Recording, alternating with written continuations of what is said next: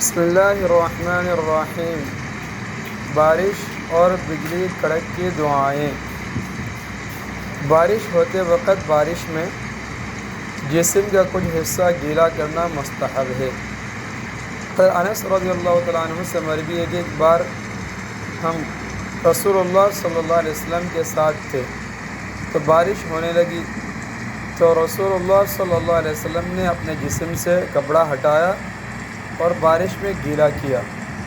تو ہم نے کہا اللہ کے رسول آپ نے ایسا کیوں کیا؟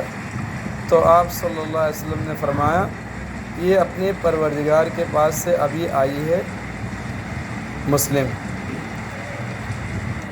اور جب بارش شدید ہو جاتی تو آپ صلی اللہ علیہ وسلم فرمایا کرتے تھے، اور جب بارش شدید ہو جاتی تو آپ صلی اللہ علیہ وسلم فرمایا کرتے تھے اللہم حوالینا ولا علینا، اللہم حوالینا ولا علینا، اللہم علی الآکام والضراب وبطون الأودية ومنابت الشجر، اللہم علی الآکام والضراب وبطون الأودية ومنابت الشجر،